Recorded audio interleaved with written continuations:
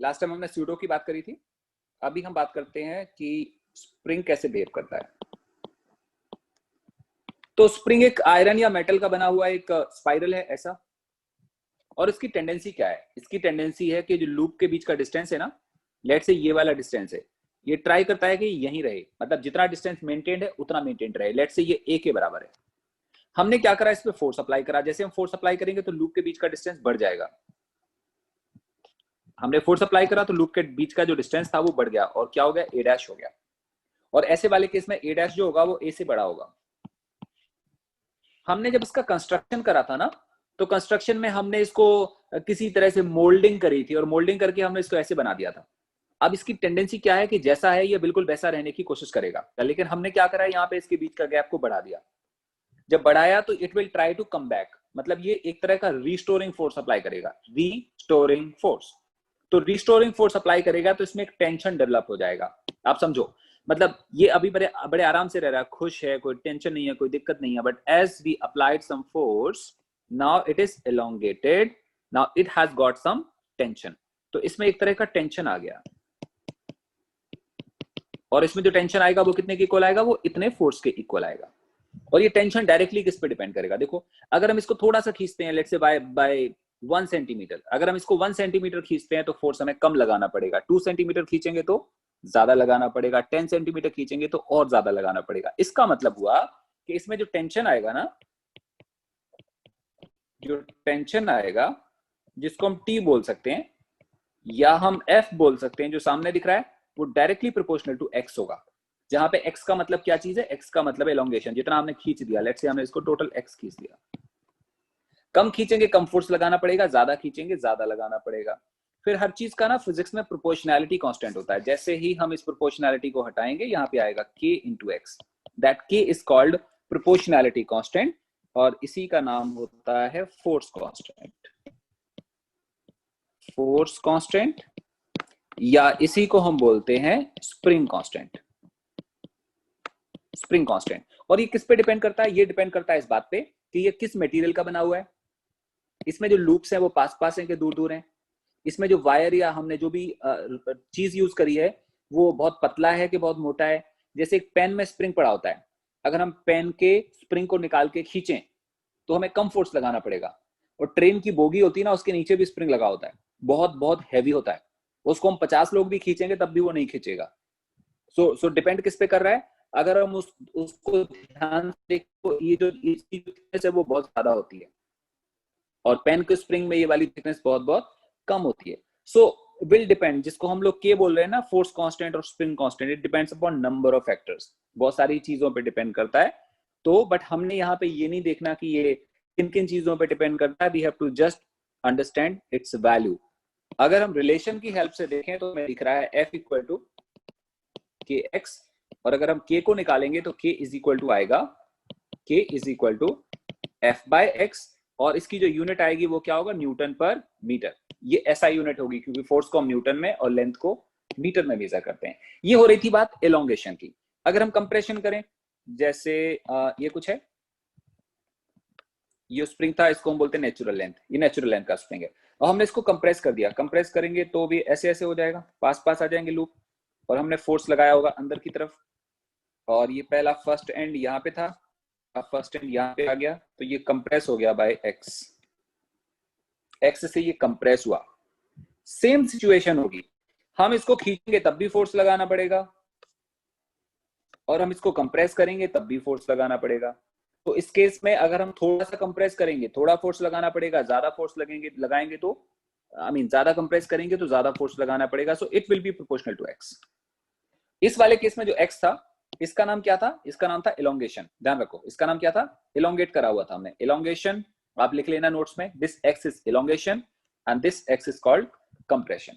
So this relation is applicable for elongation along with compression. When we remove this proportionality, we get a constant again, k into x. और relation बिल्कुल same आ रहा है। ऐसे case में फिर से जो k आएगा इसको हम फोर्स कांस्टेंट, स्प्रिंग कांस्टेंट बोलेंगे, और दोनों की वैल्यू सेम होगी। इलोंगेशन के केस में जो कांस्टेंट आएगा और कंप्रेशन के केस में जो कांस्टेंट आएगा, दोनों की वैल्यू इक्वल आएगी। स्प्रिंग के बारे में बस इतना सा है। तो अगर हमसे कोई पूछे कि हमारे पास एक स्प्रिंग है ऐसे वाली, इसका के है 100 न्यूटन पर मीटर, और हमारे पास एक और स्प्रिंग है, इसका के है लेट्स से 1000 न्यूटन पर मीटर। कोई तुमसे लॉजिकल आंसर पूछे कि बताओ मेरे को थ्योरेटिकली समझाओ दोनों स्प्रिंग में क्या फर्क होगा, तो आंसर ये आएगा कि ये बहुत सॉफ्ट स्प्रिंग होगा, जिसका के बहुत कम होता है उसे खींचना आसान होगा, और जिसका के बहुत ज्यादा होगा उसे खींचना मुश्किल होगा। ये सॉफ्ट होगा, ये बहुत स्टिफ होगा, मतलब इस वाले केस में हमें बहुत ज्यादा फोर्स लगाना पड़ेगा थोड़ा सा खींचने के लिए, और ऐसे वाले केस में हमें कम फोर्स अप्लाई करना पड़ेगा और ये इजिली एलोंगेट हो जाएगा। क्लियर हुआ? जैसे कोई आपसे एग्जांपल बोले, example a spring has force constant 200 Newton per meter. Find force required to compress by 1 centimeter. ऐसे कोई आपसे बोलता है a spring has force constant 200 Newton per meter, find force required to compress by 1 centimeter. तो ऐसे वाले case में हम लोग बोलेंगे solution that force is equal to kx is equal to that k is 200 multiplied by 1 centimeter को क्या लिखेंगे हम 0.01, क्योंकि मीटर में लिखना पड़ेगा। आंसर कितने के इक्वल आएगा 2 न्यूटन।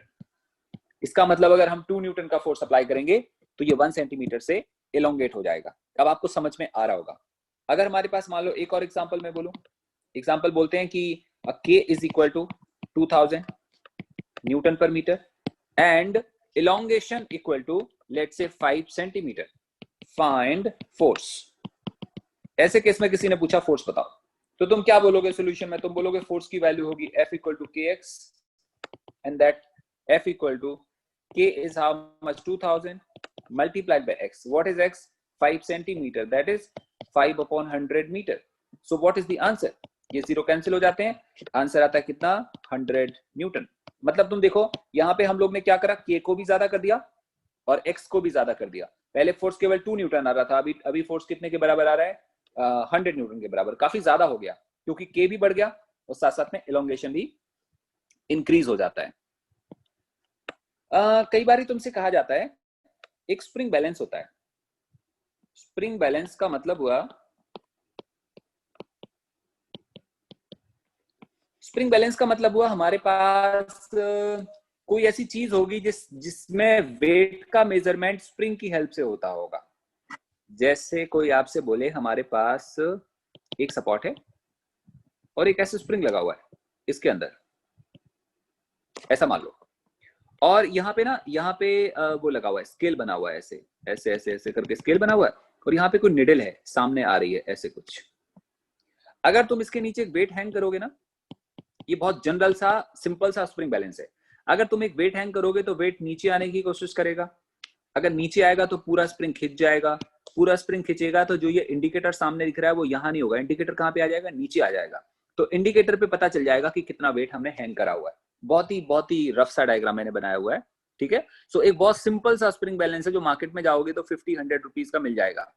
और स्प्रिंग बैलेंस में क्या होगा, नीचे हुक लगा होगा, सिंपल ऐसे हुक लगा है, और तुमने बहुत छोटा सा होगा, हैंडी होगा ये, तुम इसको ऊपर से पकड़ो, नीचे किसी भी बैग को हैंग कर दो, और कोई अगर तुम सब्जी मंडी में जाते हो सब्जी लेने और कोई आपको कोई लगता है कि यार इसने ना सही से वे नहीं करा, अच्छे से मेजरमेंट नहीं करा, तुमने कुछ नहीं करना, उस बैग को या पॉली बैग को या कोई भी चीज होगा इस हैंगर पे लटकाना है, इसको हाथ में ऊपर पकड़ना है, और जैसे आप ऊपर पकड़ोगे तुम देखोगे स्टार्टिंग में जो ये वाला पॉइंटर है वो यहाँ नहीं होगा, टॉप पे होगा, और टॉप पे लिखा होगा 0।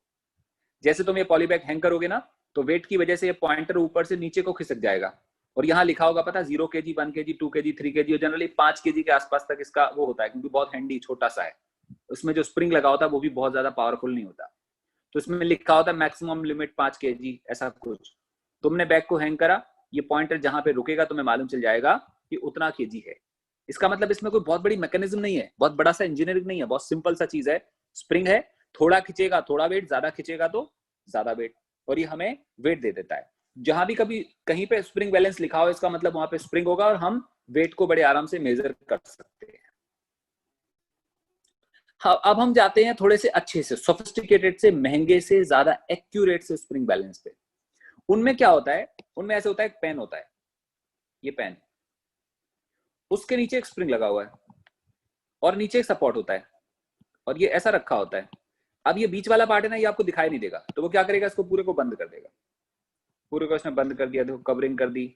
यहाँ सामने भी शीट डिस्प्ले कर देगा और शीट डिस्प्ले ऐसे करेगा, तुम्हें तो अंदर की स्प्रिंग दिखाई नहीं देगी, कुछ नहीं दिखेगा तुम्हें केवल प्यारा सा सुंदर सा स्प्रिंग बैलेंस दिखाई दे रहा है। फिर वो क्या करेगा, यहाँ पे मान लो हम किसी शॉप पे जाते हैं और स्वीट शॉप पे जाते हैं, स्वीट लेना है, तो वो क्या करेगा, बॉक्स को इसके ऊपर रखेगा। ये लड्डू रख दिया उसने, छोटा भीम खाएगा इसको, ऐसे रख दिया। तो अभी क्या होगा कि ये लड्डू से ना ये कंप्रेस हो जाएगा। अब ये कंप्रेशन हम देख नहीं सकते, बड़ा मुश्किल काम है। तो आजकल स्प्रिंग बैलेंस बन गया डिजिटल। ये डिजिटल नहीं है, ये एनालॉग टाइप है। डिस्प्ले सामने दिखाई देगा, तुम्हें रीड करके देखना पड़ेगा। इसमें रीड करने की टेंशन नहीं है क्योंकि डिजिटल सब कुछ डिस्प्ले होगा। तो ये क्या करेगा, जितना स्प्रिंग कंप्रेस होगा उतना रीडिंग तुम्हारे सामने आएगा। तो यहाँ पे डिजिटल मीटर लगा हुआ है जो आपको वे करके या मेजर करके दिखाएगा। आपको बात समझ में आ गई? अब हम बात करते हैं जो मैं आपको समझाना चाह रहा हूं। होता क्या है, जब हम किसी वेट को रखते हैं,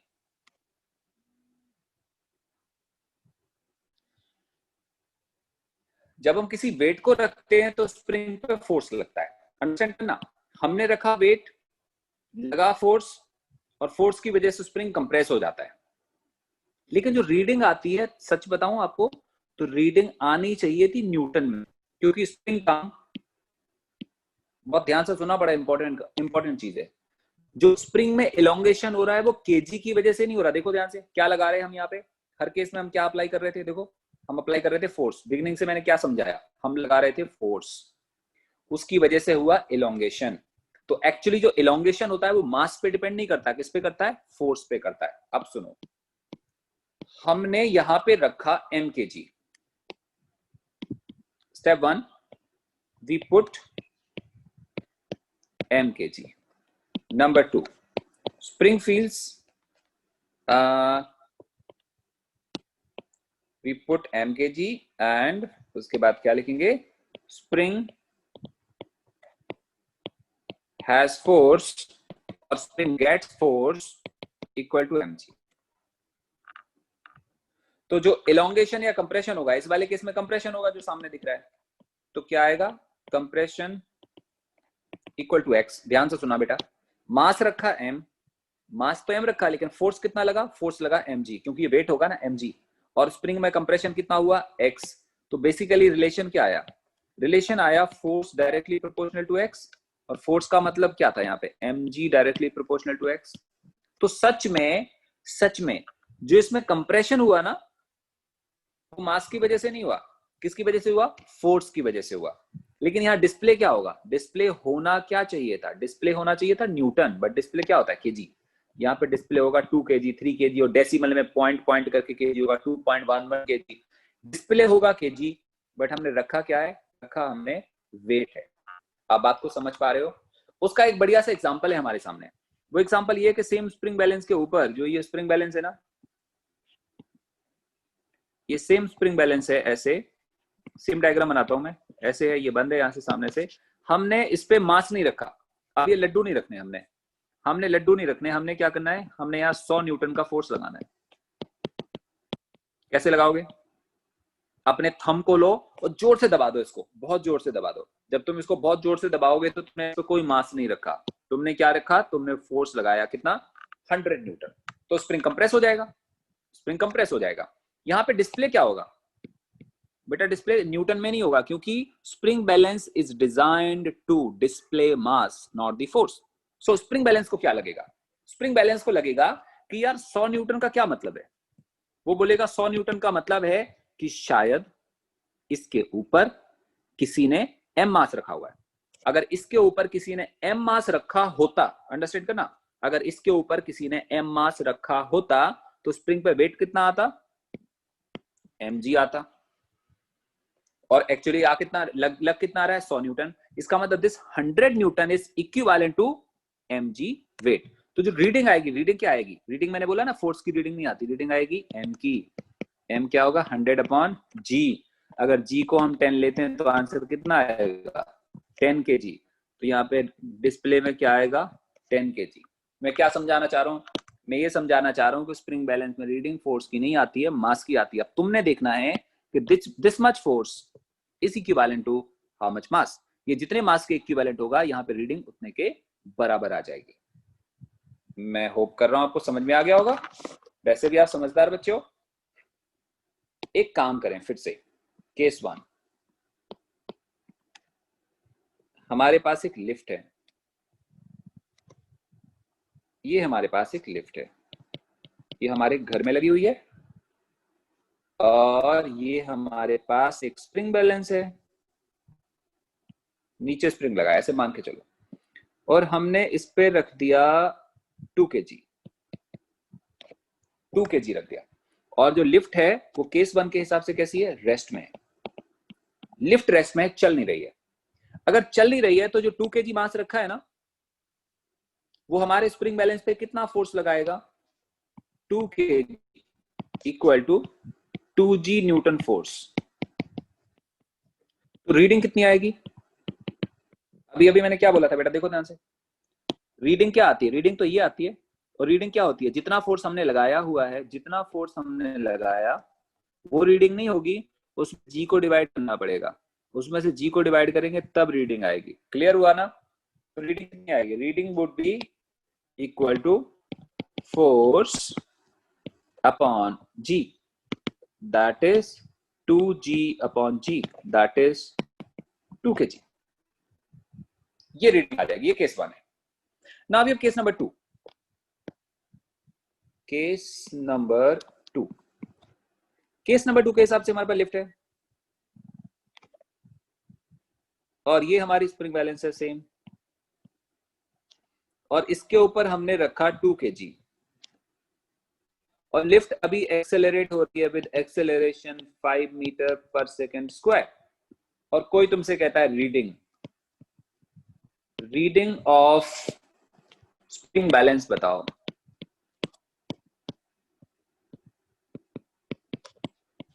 रीडिंग ऑफ स्प्रिंग बैलेंस बताना है आपको। अब 30 सेकंड का टाइम लो, दिमाग लगाओ, जल्दी से सोचो, जल्दी से सोचो, जल्दी से सोचो। तुम क्या देखोगे? तुम देखोगे सर ये जो 2 kg का मास है ना, लास्ट टाइम पढ़ा था, याद है स्यूडो? याद है स्यूडो? लिफ्ट कहां जा रही बेटा? ऊपर।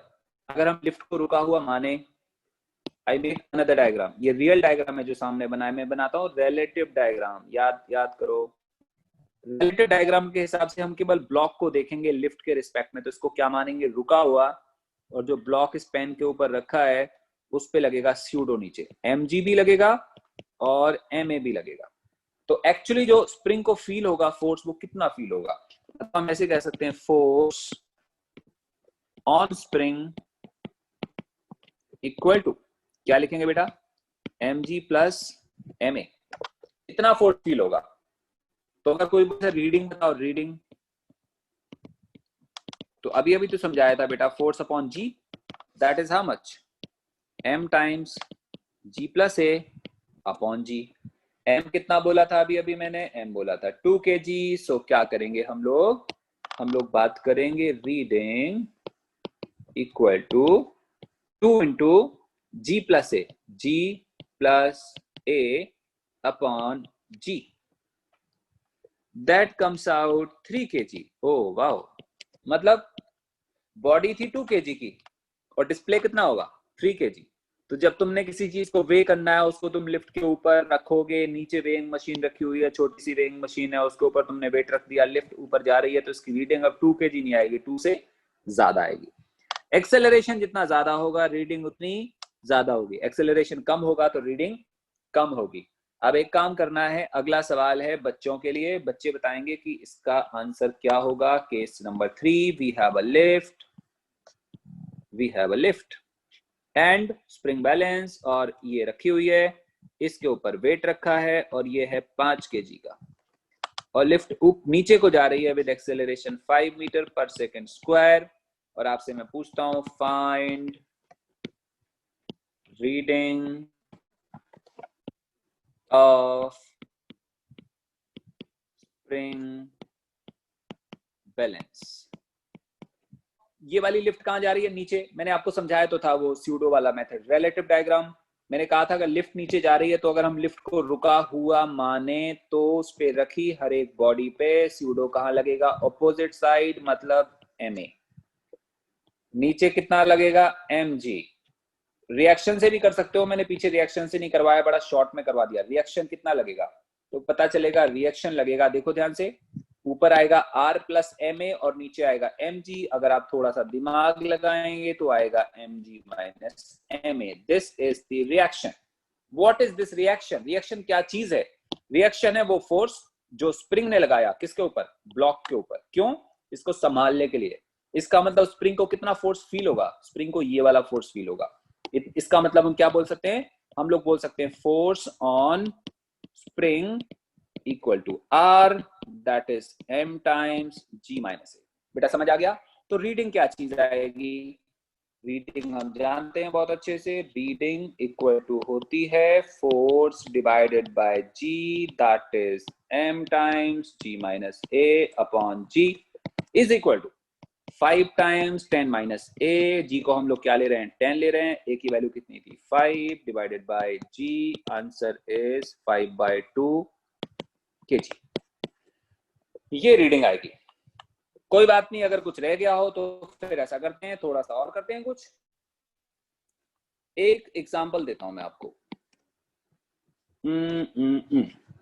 ये हमारे पास एक सपोर्ट है, ध्यान से सुनना बेटा, और ये हमारे पास एक पुली है, और ये हमारे पास एक ब्लॉक है जिसका मास है कोई 10 किलो। ये हमारे पास एक और ब्लॉक है ये वाला जिसका मास है 5 kg, और यहाँ स्प्रिंग तो दिखी नहीं, तो एक काम करते हैं, इसको हटा के हम लगाते हैं स्प्रिंग बैलेंस, तभी तो क्वेश्चन बनेगा ना स्प्रिंग बैलेंस का।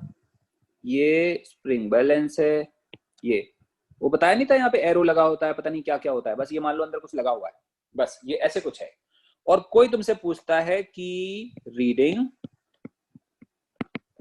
ऑफ स्प्रिंग बैलेंस, और आंसर बताएंगे मेरे चैंपियंस। जल्दी बताओ, सोच के बताओ कि इसकी रीडिंग कितनी आएगी। पहले तो ये समझना रीडिंग होगी क्या, है ना, पहले हम ये समझने की ट्राई करते हैं। रीडिंग होगी वो जितना ये खिंच जाएगा, मतलब स्प्रिंग में जितना खिंचाव आएगा वो रीडिंग को दिखाएगा, क्योंकि स्प्रिंग के पास दिमाग तो होता नहीं है, उसको थोड़ी पता, उसको नहीं पता कि मास की वजह से खिंच रहा है कि इसकी वजह से खिंच रहा है। हाँ, हमें जरूर पता है इस वाले स्ट्रिंग में जितना टेंशन होगा, सोचो बेटा, इस वाले स्प्रिंग सॉरी इस स्ट्रिंग में जितना टेंशन होगा वही टेंशन फील होगा इसको, और एक किसकी वजह से खींचेगा, ये टेंशन की वजह से खींचेगा। तो सबसे पहला काम क्या है, हमें टेंशन निकालना है। जब हम टेंशन निकालेंगे तब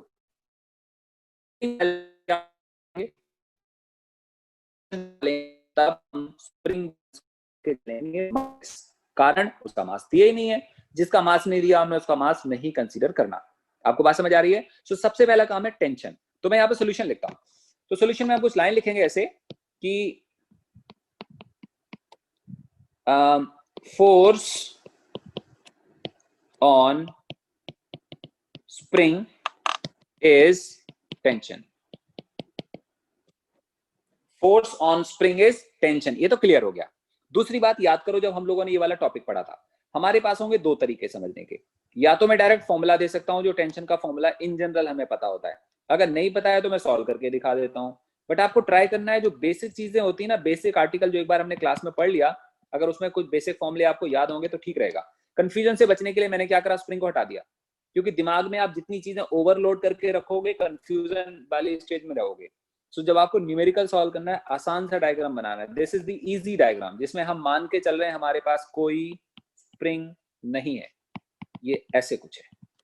ऐसा वाला आर्टिकल मैंने कभी आपको कराया था, जिसमें मैंने बोला था टी की वैल्यू आती है 2 times m1 m2 upon m1 plus m2 into g. ये फॉर्मूला हम लोग ऑलरेडी क्लास में कर चुके हैं। ये हमारे पास है एक तरीका, इसको हम बोलते हैं शॉर्ट मेथड।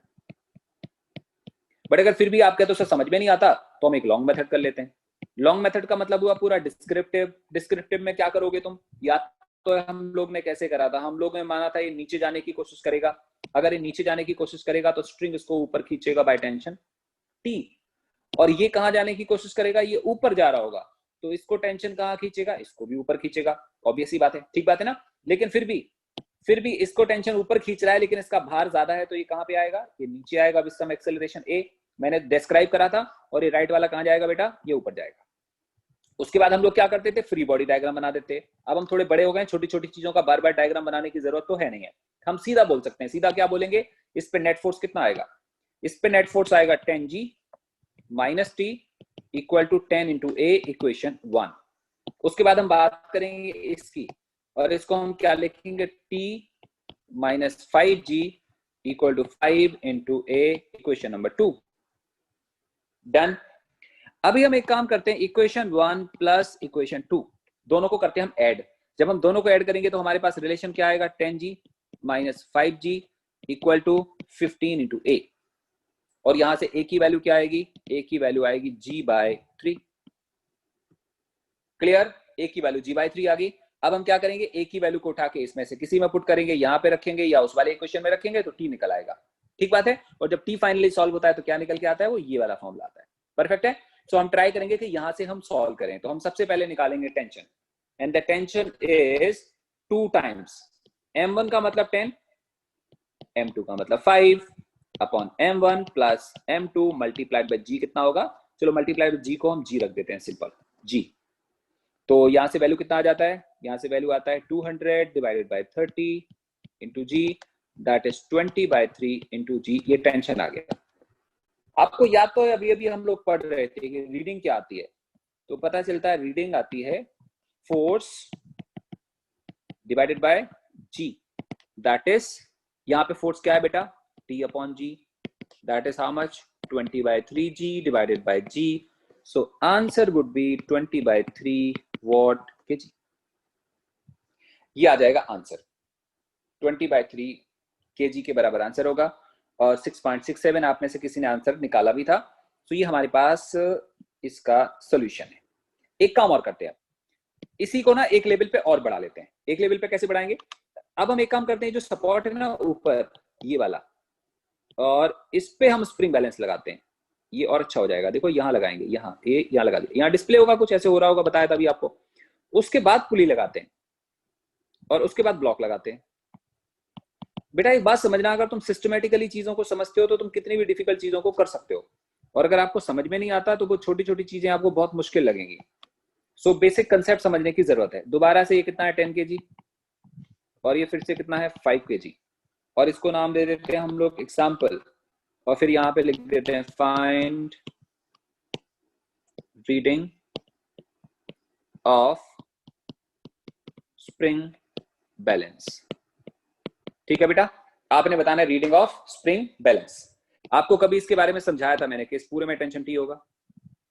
वो टेंशन क्या करेगा, इस वाले ब्लॉक को तो ऊपर खींचेगा, इसको ऊपर खींचेगा, लेकिन इस पुली को किधर खींचेगा, वो सेम स्प्रिंग सेम चीज इस पुली को नीचे खींचेगा और इसको नीचे खींचेगा। गॉट दैट, टी और टी होगा। तो अगर देखा जाए तो यहाँ पे टी और यहाँ पे टी, और हम अगेन पुली को मासलेस मान रहे हैं, क्योंकि पुली के बारे में एक बात ध्यान देना, जिसके बारे में कुछ नहीं बोला उस पर दिमाग फालतू का नहीं लगाना। पुली के बारे में कुछ नहीं बोला तो हम क्या मानेंगे, पुली का मास कितना है, पुली का मास 0 है। परफेक्ट हो गया। तो अगर पुली का मास 0 मानेंगे, यहाँ पे टी आ रहा है, यहाँ पे टी आ रहा है, टोटल कितना होगा 2t होगा। तो इस पे कितना टेंशन आएगा, इस पे टेंशन आएगा 2t के बराबर। अगर 2t के बराबर आएगा तो स्प्रिंग में जो एलोंगेशन आएगा वो किसकी वजह से आएगा, 2t की वजह से। तो अब हम क्या बोल सकते हैं, हम बोल सकते हैं tension in spring equal to 2t।